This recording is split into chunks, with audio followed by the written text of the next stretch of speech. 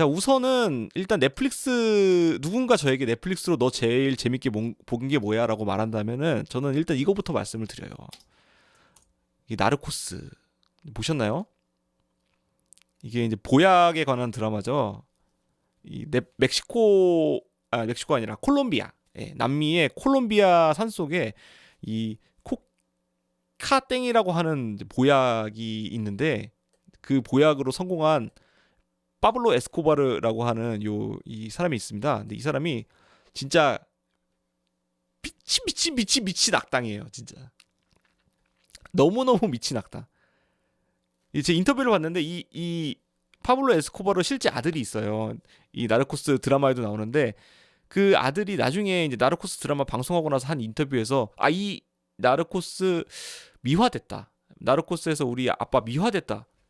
실제로는 이거보다 훨씬 더 나빴다. 이렇게 인터뷰했다고 들은 적이 있거든요. 근데 안 보셨으면은 한번 보시면 좋은 그런 드라마고요. 이 시즌 1, 2가 이 파블로 에스코바르의 메데인 카르텔의 몰락에 대한 흥망성쇠에 관한 내용이고, 시즌 3가 메데인 카르텔의 그 라이벌이라고 할 수 있는 칼리 카르텔의 몰락을 다룬 그런 시즌인데, 너무 재밌어요. 이게 어떤 포인트가 또 재밌냐면은 실제 다큐 같이 나와요. 그러니까 실제 자료 화면이 중간중간에 이제 껴서 나오는데 그게 거의 구분이 안 됩니다. 그게 지금 캐스팅도 너무 잘 해놨고, 뭐 배경이나 분장 이런 게 완벽해가지고 이 중간에 드라마 나오다가 갑자기 자료 화면이 싹 나오는데 이거 찍은 건가 자료 화면인가 헷갈릴 때 되게 많아요. 그러니까 거기서부터 오는 어떤 굉장한 현장감, 현실감, 야 이거 진짜 리얼하다, 이런 것들을 좀 저는 많이 느꼈던 것 같아요.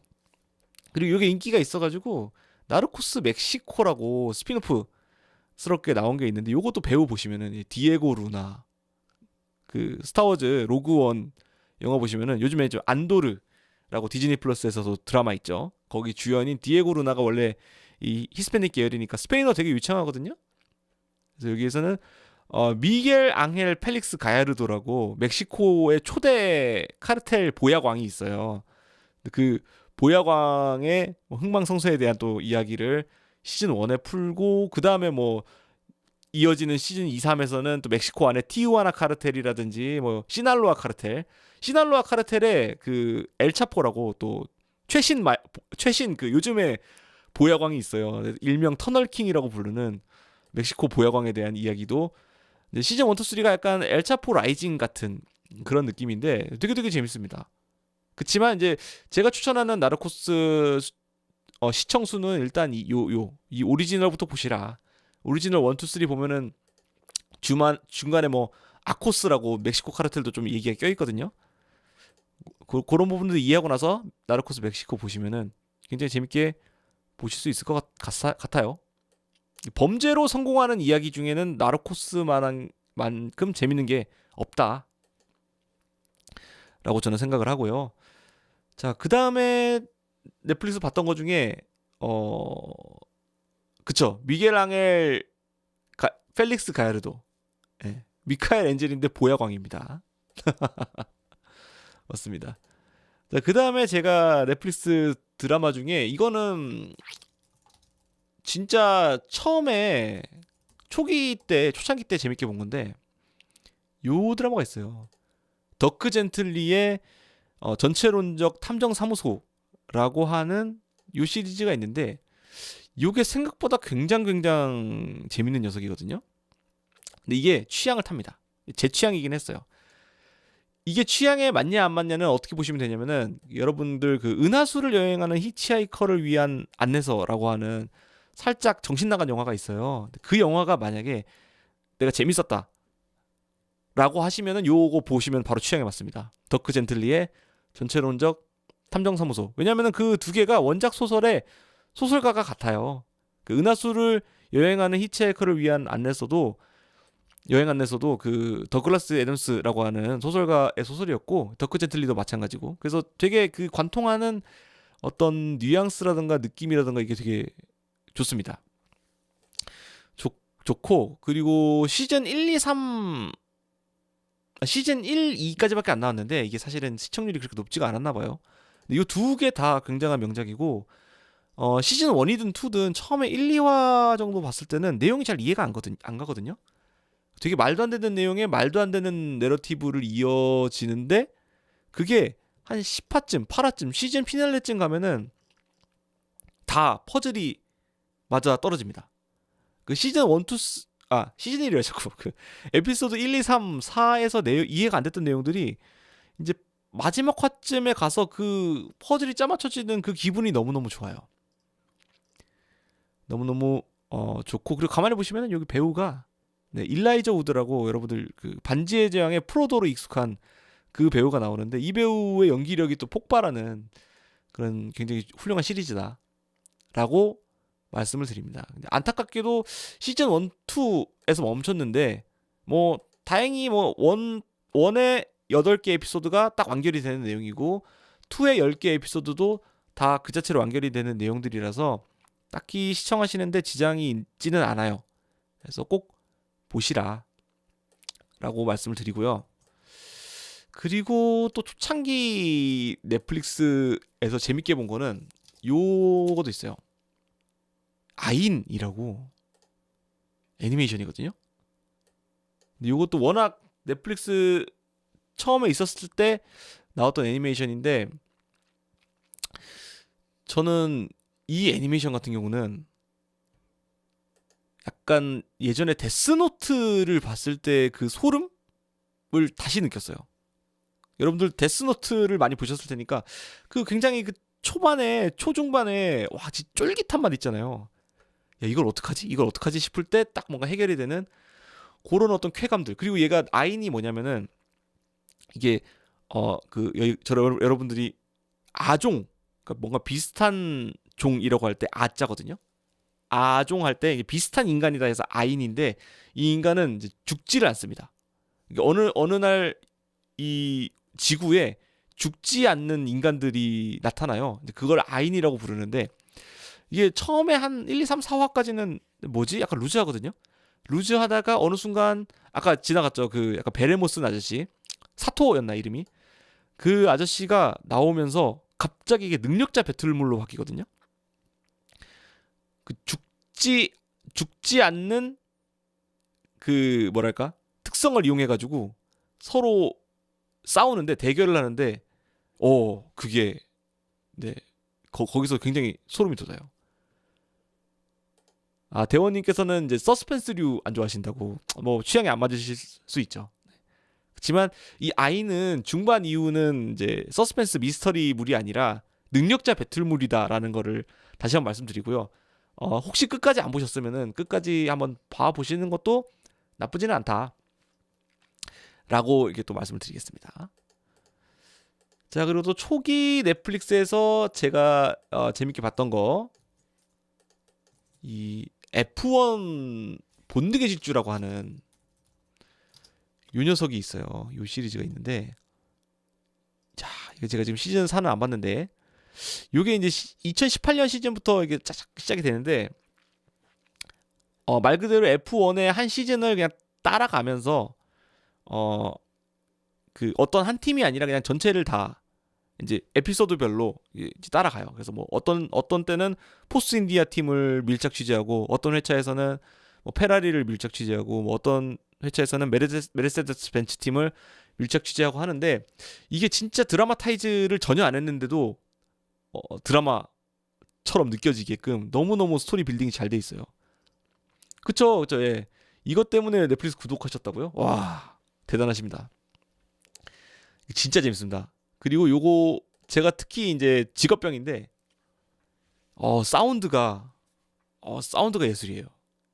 저는 이제 크게 해놓고 막 보는데, 야, 이 엔진 소리 막 부앙할 때, 저는 그렇게 차를 좋아하지 않는데도 이게 뭐랄까 확실히 남자라서 그런 게 있나 봐요. 가슴 떨리고 두근두근하고.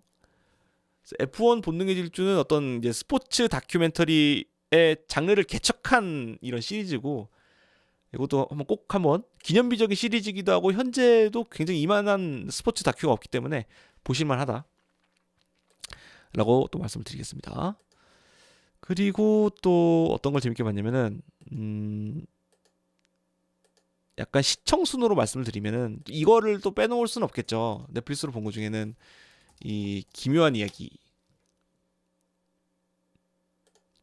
이게 사실은 대표 시리즈긴 한데 이제 2, 3, 4, 4는 시즌 1 때의 어떤 그 센세이셔널함은 없었던 것 같아요. 그러니까 물론 지금도 나오면은 스트리밍 순위 1위 찍고 하는 시리즈지만 뭐 어쨌든 그 넷플릭스 초반에 이 시즌 1의 그 어떤 강렬함은 없어지지 않았나?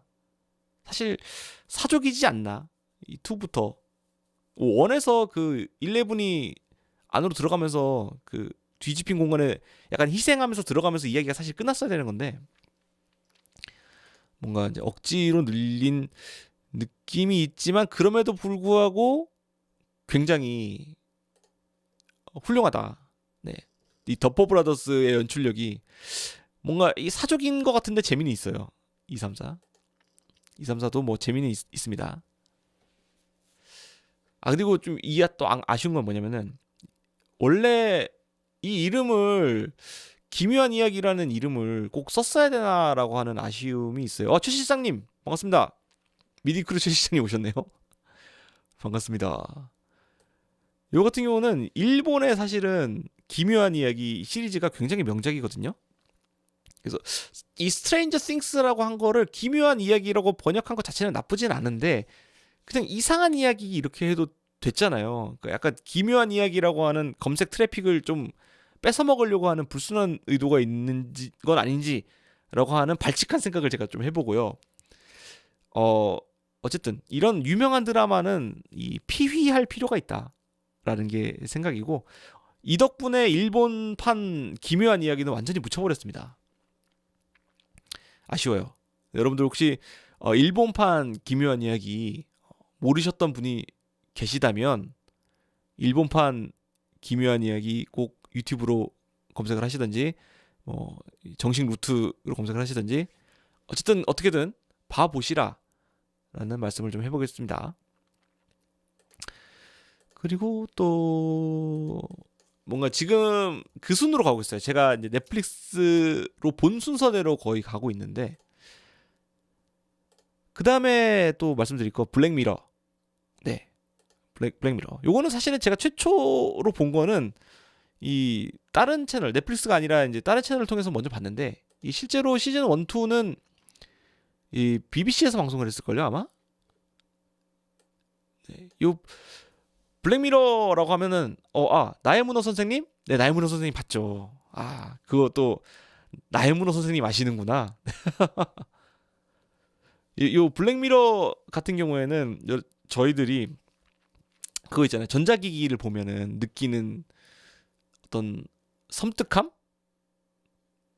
이러다가 요즘에도 그런 거 느끼잖아요. 뭐 AI가 인간 이기는 거 아니야?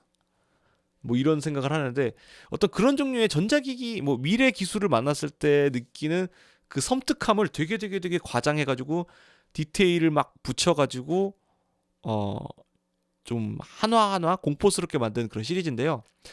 옴니버스예요.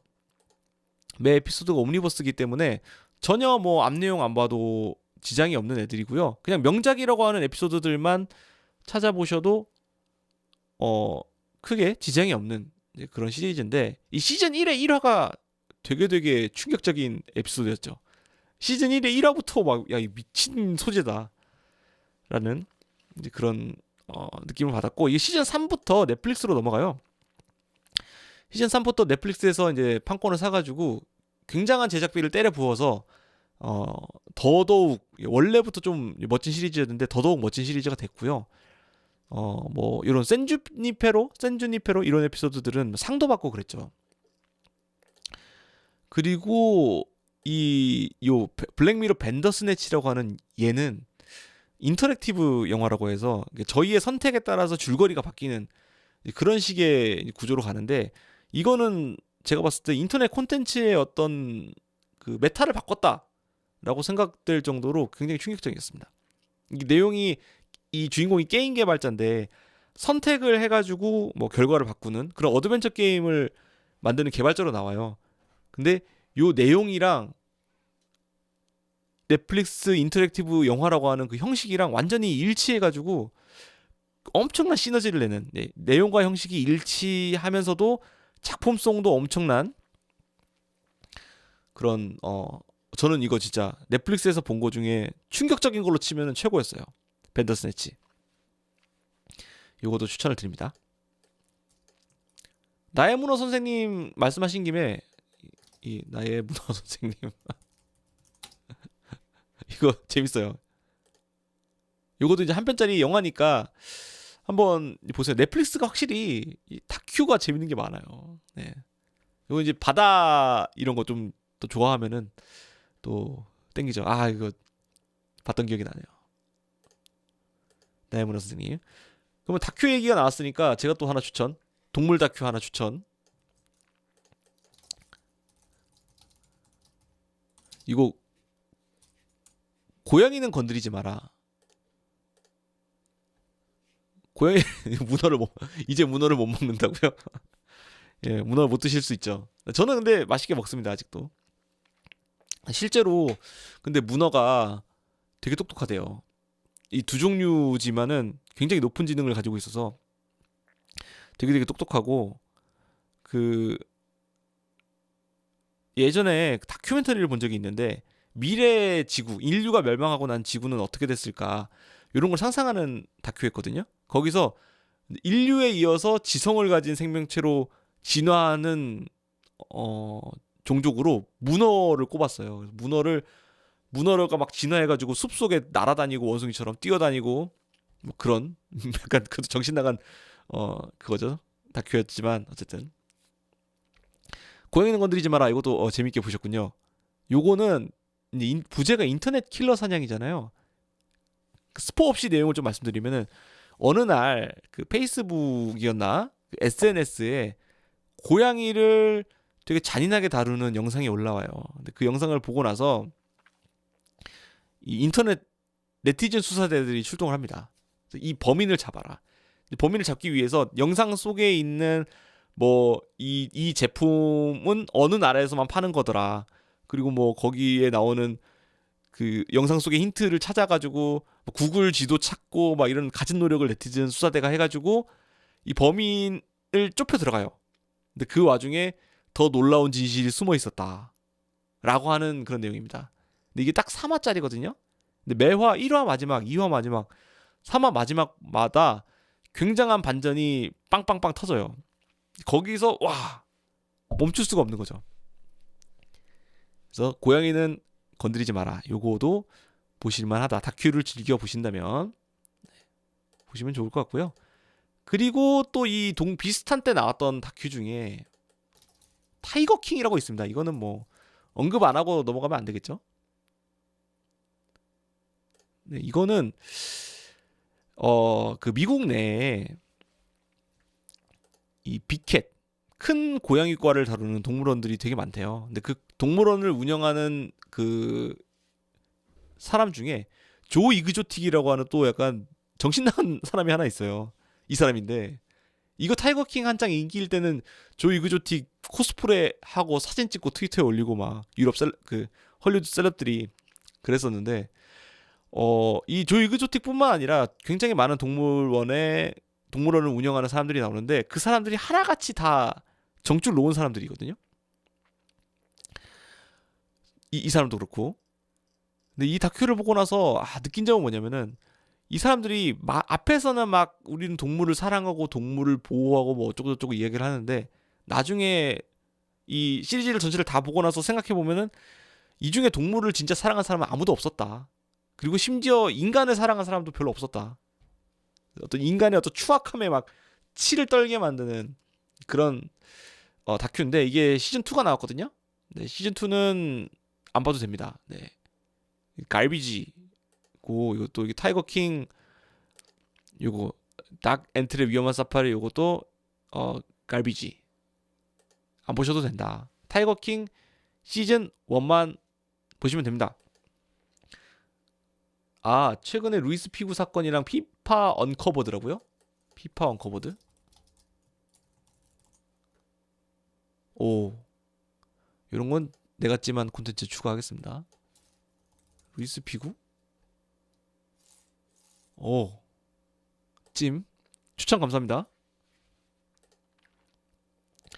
자, 그렇고 또 다큐 중에 재밌게 봤던 거는 혹시나 역사를 좋아하시면 요거 볼만합니다. 오스만 제국의 꿈. 최근에 시즌 2가 나왔어요. 그 시즌 1이 이제 메흐메트 2세라고 이제 지금의 터키, 옛날에 오스만 투르크의 왕이 있는데 황제겠죠. 제국이니까. 근데 그 황제가 이제 난공불락의 콘스탄티노플을 함락시키는, 공격해서 함락시키는 그런 내용인데, 이게 굉장히 그 역사 다큐임에도 불구하고 드라마타이즈를 굉장히 많이 썼어요. 역사 다큐니까 드라마타이즈를 썼겠군요, 생각해보니까. 그래서 이렇게 드라마로 진행이 되다가 갑자기 역사학자가 나와서, 아, 이때 사실 메흐메트 2세는 말입니다 하면서 뒷얘기를 막 털어주는 그런 시기인데, 뭐 재밌습니다. 역사 되게 고퀄의 역사 영화를 보는 듯 하다가 갑자기 해설이 끼어들어서 거기에 대한 세세한 설명을 해주는 그런 식. 되게 재밌고, 이 사실 이게 역사 이벤트 자체가 너무 대단하다 보니까 이걸 그냥 다큐로만 만들었어도 대단했다 라고 볼 수도 있고, 이제 메흐메트 vs 블라드, 이제 블라드는 블라드 체페슈, 예, 루마니아의 가시공, 왈라키아의 통치자 가시공, 이 둘이 대결을 하는 내용인데, 이건 안 봤어요. 근데 분명히 재밌지 않을까. 이것도 왜냐면 실제 역사가 꿀잼이기 때문에 재밌지 않을까 생각을 합니다. 오스만 제국의 꿈, 역사 좋아하시는 분들은 추천 드리겠습니다. 그리고 다큐멘터리 이야기 조금 더 할게요. 요거는 10대 사건으로 보는 2차 세계대전이라고. 야, 요거도 이 2차 세계대전 자체가 뭐 20세기 초를 여는 역사적인 어떤 어떤 큰 이벤트라고 하면 좀 그렇고, 비극인데 좀 되게 다이나믹한 비극이었잖아요. 근데 그 와중에 되게 가슴 뛰는 승리의 이벤트도 있고, 반전에 반전을 거듭하는 뭐 이 전쟁사, 그런 것들을 담담하게 진짜 이 당시의 영상으로 보여주거든요. 근데 이 당시의 영상을 컬러로 복원을 했어요. 그래서 진짜 실제 그 전쟁 영상을 보면서 전쟁 해설을 듣는데, 와, 이게 뭔가 몰입감이 장난이 아닙니다. 특히 제가 추천드리는 에피소드는 4화 미드웨이 해전. 얼마 전도 아니구나, 한 몇 년 전에 미드웨이라고 롤랜드 에머리 감독 영화 나왔었는데, 맞나요? 롤랜드 에머리 미드웨이, 갑자기 헷갈리네요.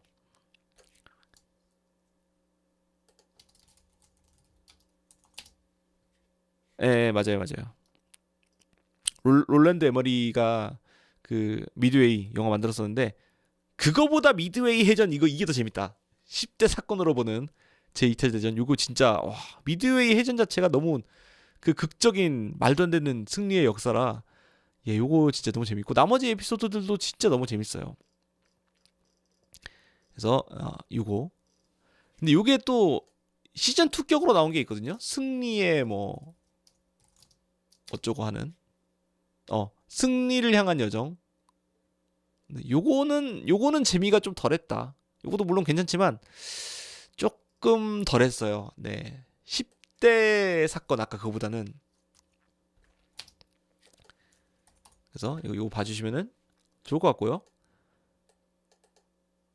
2차 세계대전을 제일 심도 있게 파는 게 국방TV에서 시리즈로, 그거 토크멘터리 전쟁사 아닌가요? 토크멘터리 전쟁사는 제가 국방TV에서 열심히 봤는데, 토크멘터리 전쟁사 폐지돼가지고 너무너무 제가 진짜 서운해하는 사람 중에 한 명이거든요. 국방TV가 여러분들 그 은근히 꿀잼입니다. 웬만한 넷플릭스 오리지널 뛰어넘는 재미를 가진 것들도 있어요. 그 중에 하나가 토크멘터리 전쟁사였습니다.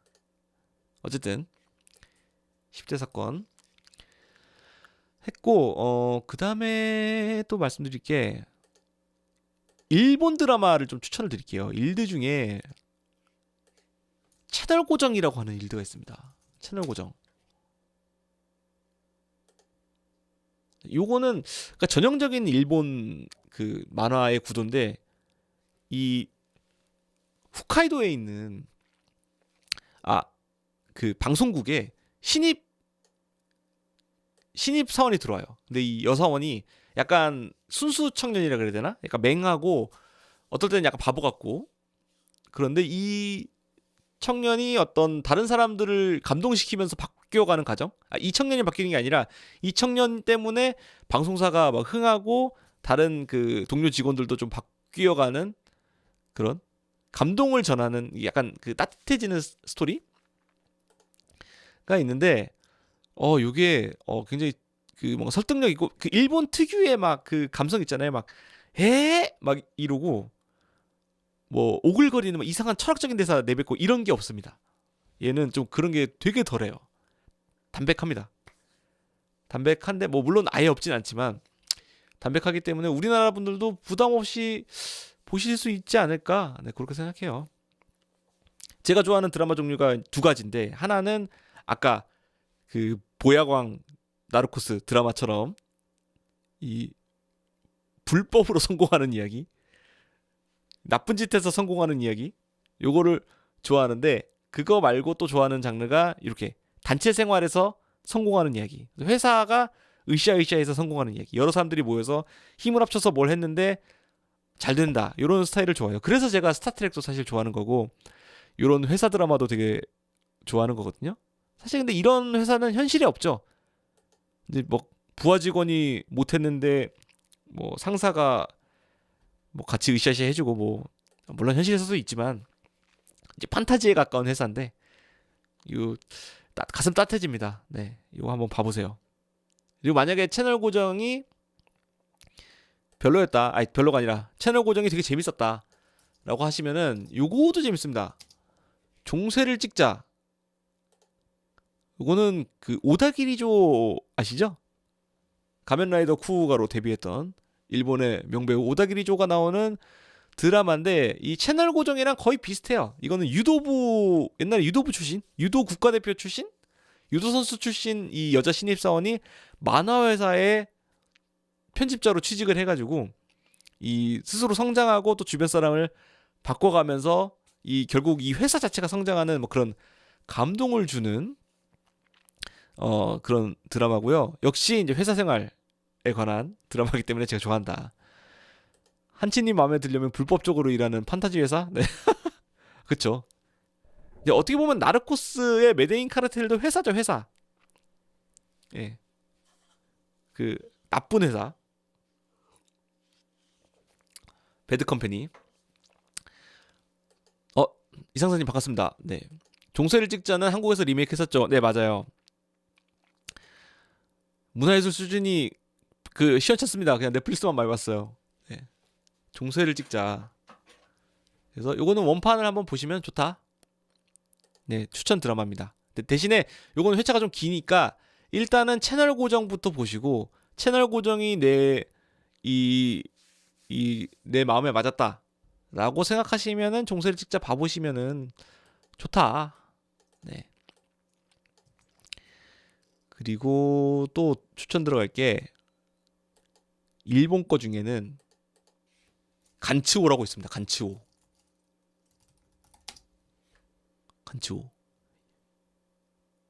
이게 영화예요. 영화인데 이 애니메이션 영화입니다.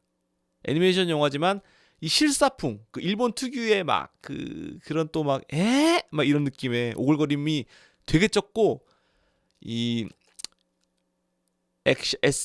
공상 액션? 뭐라고 장르 설명해야 될까? 어느 날 몇 명의 사람들이 순간 이동을 해가지고 이 배틀로얄 같이 뭐라 그래야죠? 큐브 같이 납치돼가지고 어디 갇혀있는 공간에서 깨어나요. 깨어난 공간에서 무기를 지급받은 다음에 밖에 있는 어떤 요괴들이랑 싸우는 오사카가 배경일 거예요. 그래서 오사카에 있는 요괴들이랑 싸우면서 그 괴물을 죽이면 포인트를 얻거든요. 포인트를 얻어서 뭔가 이제 원하는 걸 얻는 그런 류의 스토리인데 요 이제 간츠오가 진짜 제가 봤을 때는 일본 영화가 앞으로 가야 될 방향이 아닌가 그렇게 생각했어요. 그러니까 뭐 오글거리게 막 실사화할 바에는 그냥 실사풍 애니메이션 만드는 게 그 일본이 살 길이다. 라고 생각을 했고요. 간초 아시는 분들 많으시네요. 네. 이도 공간 맞습니다. 네. 아, 예. 이 간츠오를 아시는구나. 와, 간츠오 아시는구나. 근데 여기 함정에 걸려서 간츠를 보시면 안 됩니다. 네. 얘는 함정 카드예요. 이 애니메이션 수준이 얘도 이제 갈비지. 절대 보시면 안 되는. 이 프레임 끊기는 거 보시죠? 아. 그치만 간츠 5는 명작인 것이다. 간츠 5는 시간 나시면 영화니까 되게 짧아요. 1시간 35분. 요즘에 1시간 35분짜리 영화는 영화도 아니죠. 굉장히 그냥 짧은 쇼츠죠, 쇼츠. 네. 간츠 5 봐보시면 좋을 것 같고요.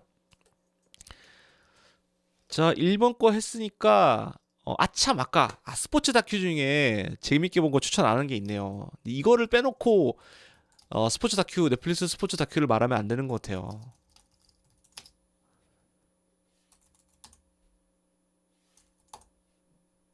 이 마이클 조던 더 라스트 댄스 요거는 꼭 언급을 하고 넘어가야겠죠?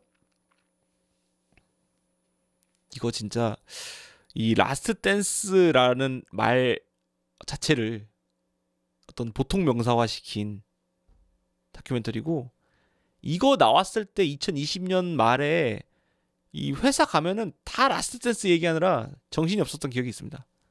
마이클 조던이라는 인물 자체가 뭐 굉장히 입지전적인 인물이고, 그 인물의 마지막 시즌을 그 촬영했다는 것 자체로 너무너무 흥미로웠고요.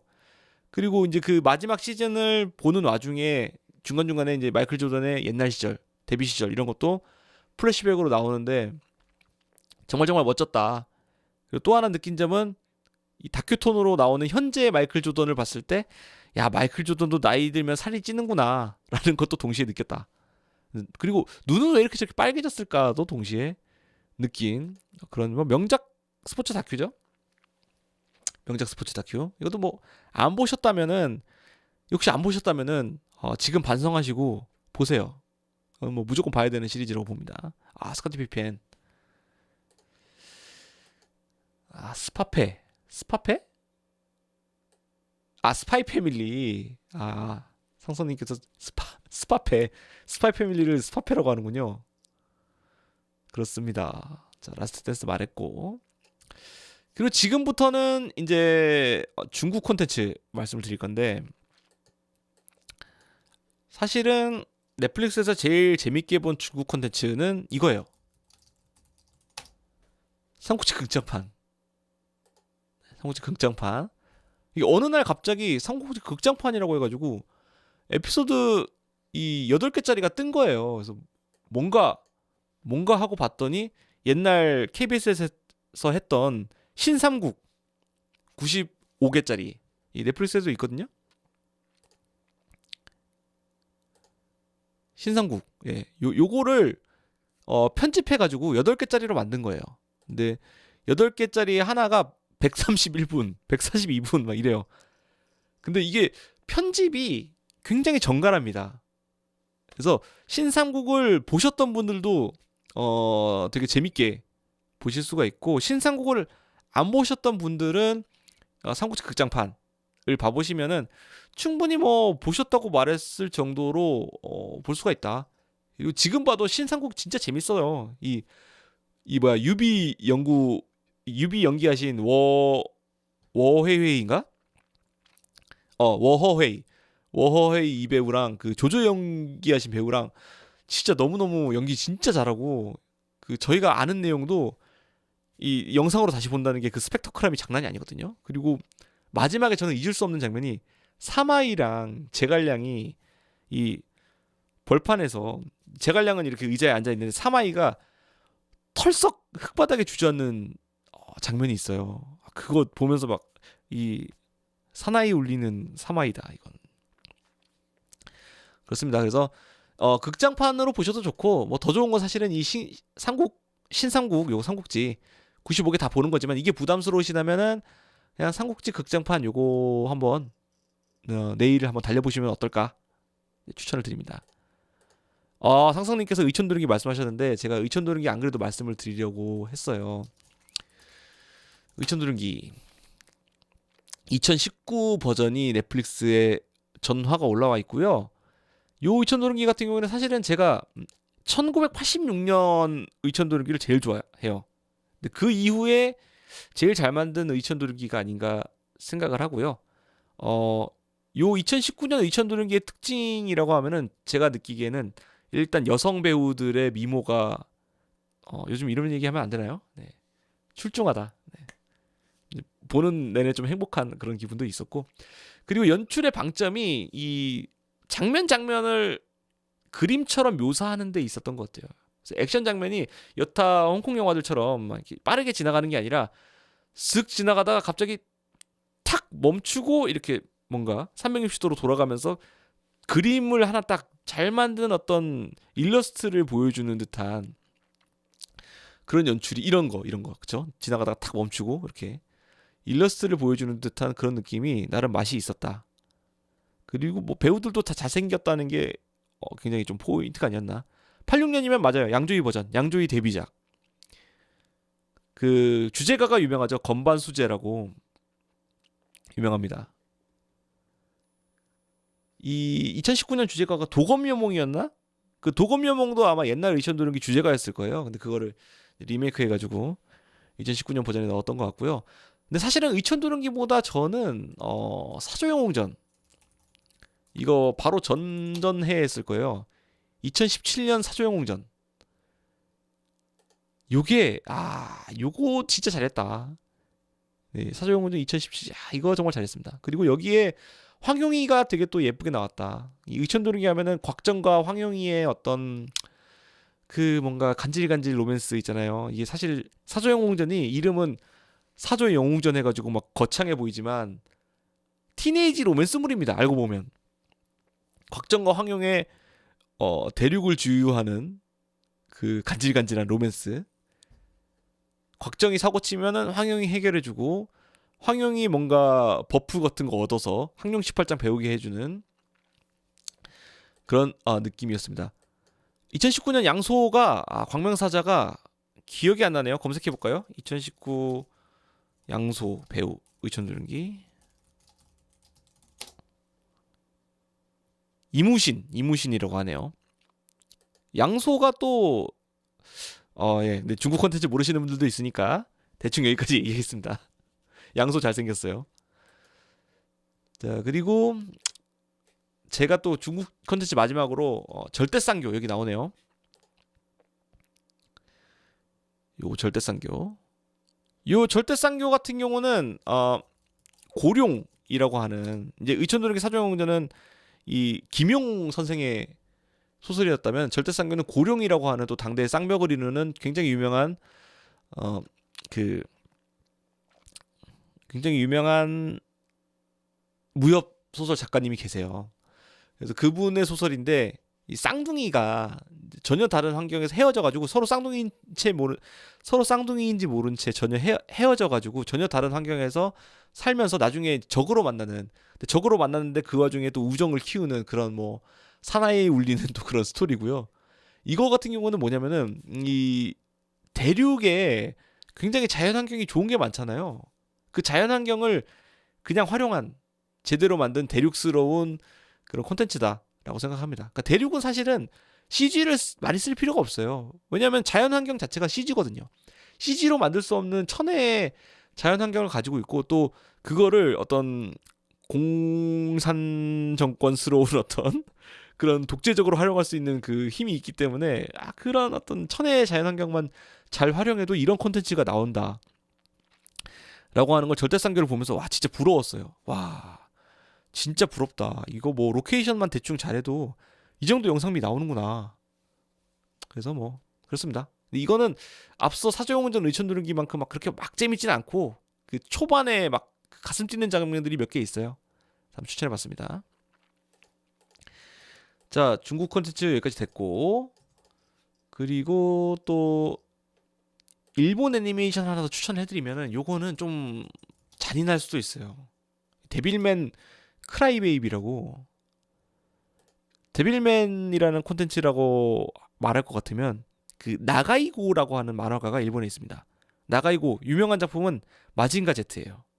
마징가 제트 원작자 데빌맨 원작자 나가이고가 진짜 자기가 제일 애착을 가지는 작품이 데빌맨이었거든요.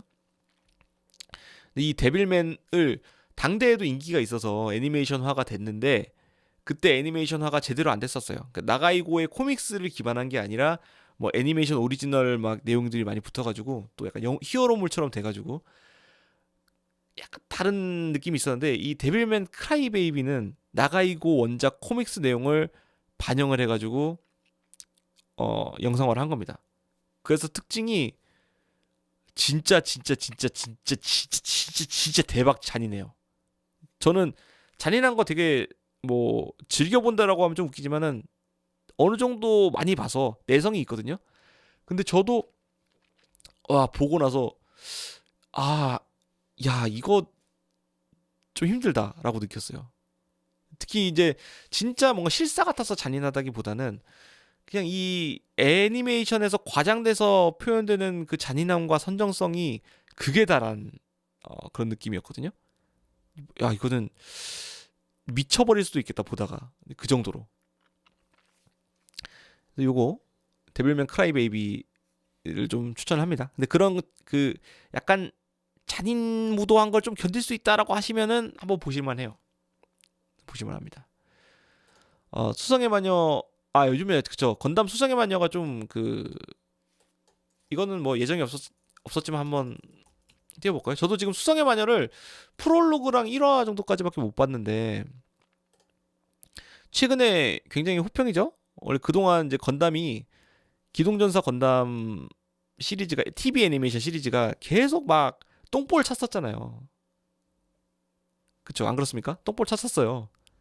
철혈의 오펀스 뭡니까? 네.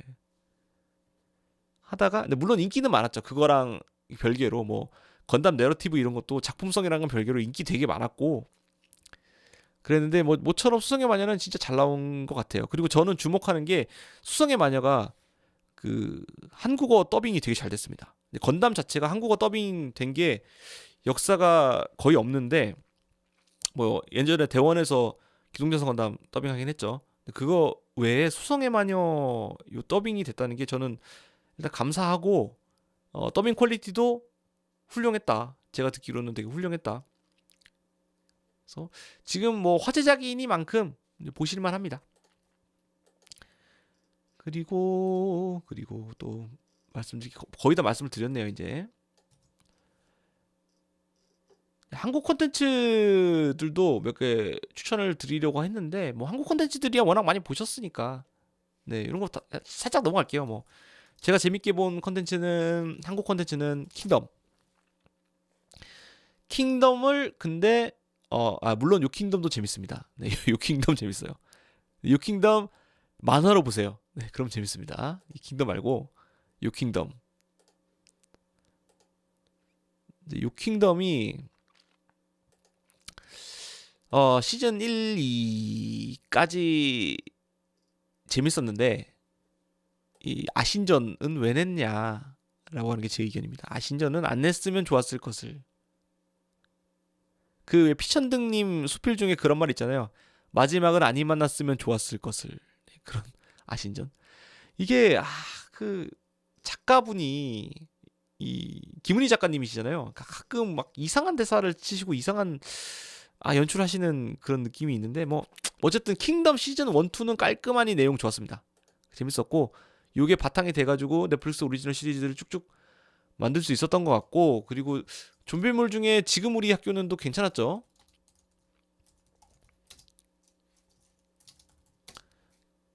요거 지금 우리 학교는 이것도 이 좀비물이라는 게 사실은 그 어느 정도 패턴이 정해져 있잖아요. 패턴이 정해져 있는데 결국 내가 감독이라나 뭐 작가라든지 다른 좀비물 또 차별화되는 좀비물을 만드는 포인트가 결국은 그거 같아요. 좀비를 어느 시점에 놓을 것인지 어느 장소에 놓을 것인지 이런 게 그 좀비물을 좀 독특하게 만드는 포인트인데 킹덤은 그거를 조선시대에 갖다 놔서 해결을 했고 지금 우리 학교는 같은 경우에는 학교에 갖다 놨죠. 근데 이제 학교라는 공간을 굉장히 영리하게 잘 사용을 한 것 같아요. 그래서 학교 안에 사실은 뭐 급식실도 있고 뭐 체단실도 있고 방송실도 있고 음악실도 있고 미술실도 있고 굉장히 다양한 종류의 공간이 있는데 그거를 지우학 원작은 제가 안 봐서 모르겠습니다만, 근데 이 학교 영상물에서 그 학교라는 공간을 더 밀도 있게 잘 포함한 것 같아요. 표현한 것 같아요. 그리고 그 여러 개의 화를 통해서 학교가 표현이 되는데, 1화에 나왔던 장소가 3화, 4화에 다시 표현이 되는데, 그때 뭐 1화에서 그 어떤 사건으로 인해서 그 장소가 바뀌었으면은 그 바뀐 부분이 3화나 나머지 부분에서도 표현이 된다는 거, 그 연속성이 이어진다는 게 좀 대단했어요. 표현에 디테일이 있구나라는 걸 느꼈습니다. 시즌 1이 그게 그 포인트가 되게 재밌었고, 이제 시즌 2가 그래서 사실 좀 걱정이 되긴 해요. 네. 이 지우학이라는 콘텐츠가 가졌던 제가 느끼는 좀비물로서의 장점이 시즌 2에서는 사라지기 때문에 그 부분을 어떻게 극복할 것인가라고 하는 그게 이제 포인트가 있습니다. 그리고 사실 제가 제일 재밌게 본 건 이거예요. 지옥. 연상호 감독이 마찬가지로 부산행 그 좀비를 KTX 기차에 놓는다면이라는 가정에서부터 출발한 명작이죠. 그 명작을 만든 연상호 감독의 넷플릭스 오리지널 시리즈 지옥은 제가 봤던 것 중에 넷플릭스 시리즈 중에 거의 뭐 제일 대단했던 시리즈들이 아닌가라고 생각을 해요. 외국과 합쳤어도 지옥만큼의 어떤 충격을 준 컨텐츠는 흔치 않았던 것 같고요. 웬만한 오리지널 시리즈들보다 더 재밌었다. 이거 완전 제 테이스트에 맞아가지고 그냥 하루에 다 봤어요. 1에서 6까지 하루에 다 봤습니다. 근데 그거 보기 시작한 시간이 저녁 10시 반인가? 그랬어요. 그래서 날밤 샜죠. 이때. 원작 내용은 시즌 1에서 끝나요. 네, 그쵸. 그게 맞죠. 이미 끝난 거죠. 시즌 2에서는 과연 시즌 1만큼의 어떤 그게 있을까? 의문입니다. 그러니까 더 자세히 말씀드리면 스포가 되기 때문에 말씀을 여기까지 마치고요. 그 다음에 이건 넷플릭스 오리지널은 아닌데 좀 그 시트콤을 추천을 몇 개 드려볼게요. 일단 좀 재밌게 봤던 시트콤이, 이것도 이제 넷플릭스 초반에 넷플릭스를 먹여 살린 어떤 오리지널 컨텐츠 중에 하나인데, 이제 브루클린 나인나인. 오리지널은 아니죠. 근데 오리지널은 아닌데 넷플릭스 초반에 이게 있었어요. 브루클린 나인나인이 있어서 예보면서 많이 버텼거든요. 넷플릭스 볼 거 없었을 때. 야, 넷플릭스 볼 거 없어 하면은, 야, 브루클린 나인나인 있잖아. 요거 이제 재밌고, 요것도 약간 옴니버스인데 짤막짤막해서 이제 볼만합니다. 브루클린 나인나인. 경찰서 안에서 벌어지는 내용인데 막 다들 정줄 났어요. 시트콤 특유의. 그리고 요것도 재밌습니다. 아처도 이제 이게 마지막 시즌인가 그런데, 요거는 그 007 뭐 미션 임파서블 이런 거 패러디한 첩보물 기반 애니메이션인데 막 보다 보면은 미쳐버릴 것 같습니다. 나쁜 의미로 미쳐버릴 것 같아요. 이제 내가 진짜로 미쳐버릴 것 같다. 뭐 제가 이거를 2화 이상 본 적이 없어요. 진짜로 머리가 멍해져가지고 2화 이상 본 적이 없는데, 어쨌든 이 취향이 맞으면은 되게 재밌게 볼 수 있는 게 아처입니다. 물론 되게 선정적이고 폭력적이긴 해요. 근데 참 이거 추천 안 드렸군요. 또 까먹었네. 러브 데스 로봇, 이 애니메이션 시리즈, 이거는 뭐 당연히 추천 들어가야 되는 시리즈죠. 이 시즌 1이 되게 대단했어요. 팀 밀러라고, 팀 밀러가 아마 그거 만든 감독일 거예요.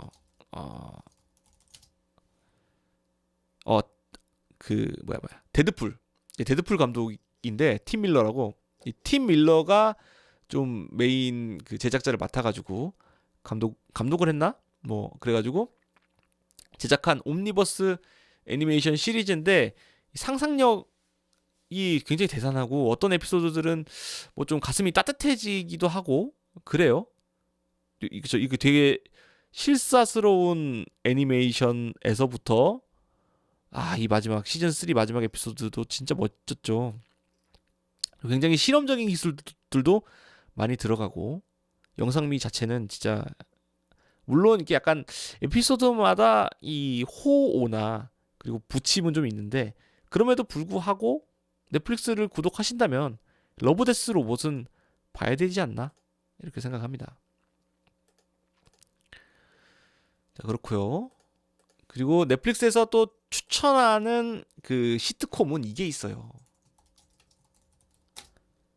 IT 크라우드. IT 크라우드. 너무 재밌습니다. 너무너무 재밌습니다. 네.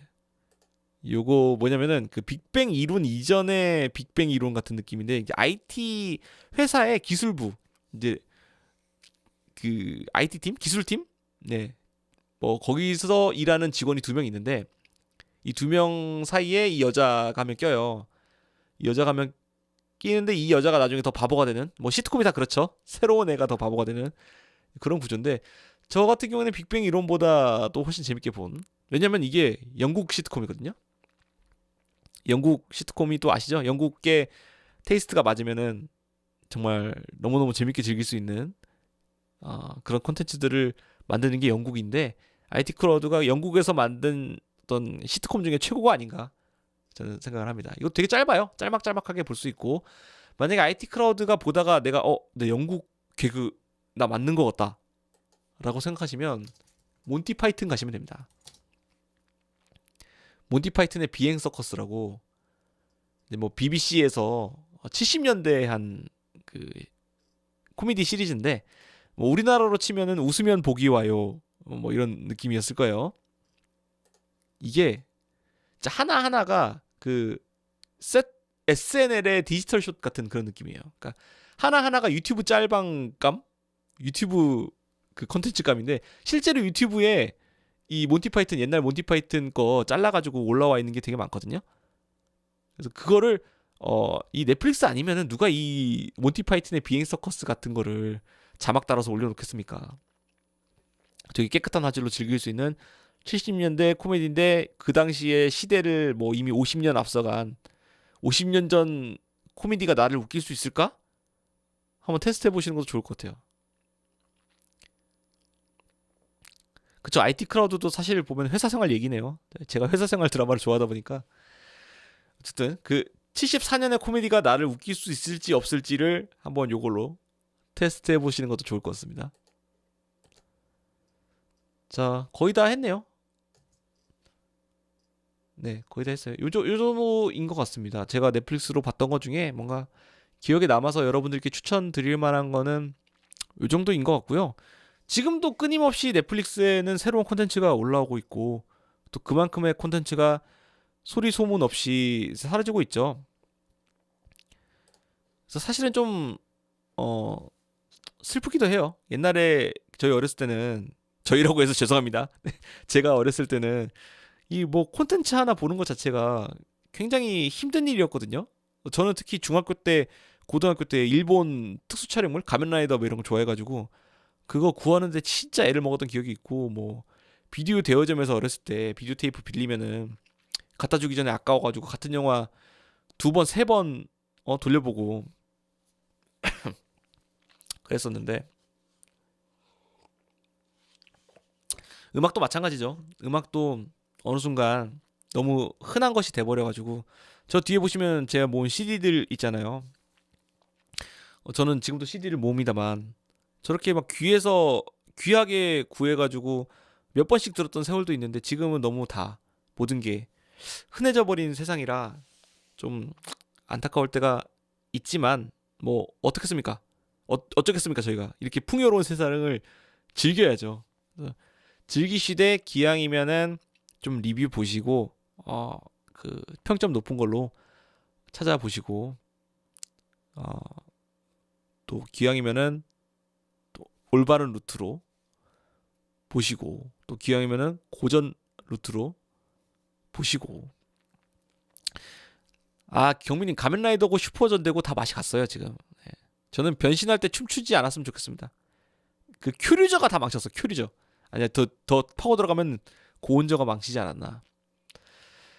그렇습니다. 아무튼 늦은 밤에 이렇게 그 저랑 이야기해 주셔서 감사하고요. 요거는 앞에 제가 페이스캠 관련 테스트 부분 주절주절한 거 앞뒤로 떼내고 해가지고 올려놓도록 하겠습니다.